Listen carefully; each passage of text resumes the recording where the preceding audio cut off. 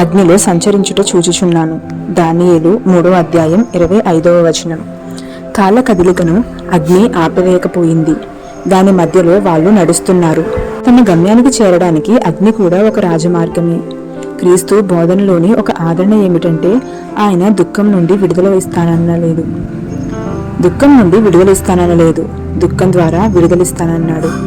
నా దేవ, చీకట్లు అలుముకున్నప్పుడు నేను కేవలం ఓ సొరంగంలో మాత్రమే ఉన్నాను అని నాకు జ్ఞాపకం చెయ్యి.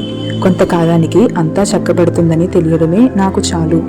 నేను ఒలీవ కొండ శిఖరం మీద నిలబడాలట, పునరుద్ధానపు మహిమలో పాలు పొందాలట. కానీ ప్రియ తండ్రి, ఈ శిఖరానికి నేను ఎక్కి వెళ్ళడానికి కల్వరి దారి కావాలి.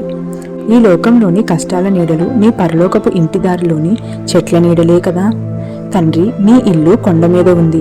కష్టపడి నేనా కొండపైకి ఎగబ్రాకక తప్పదు.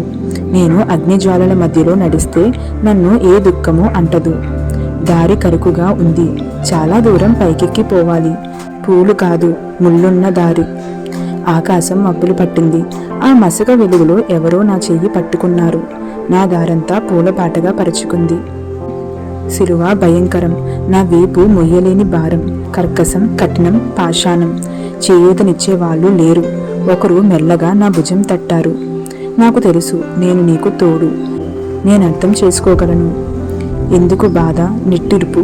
శిలువ మోసేవాళ్ళులారా రండి, గమ్యమదిగో కనిపిస్తుంది. మన కలల పంట కనుచూపు మేరలో ఉంది.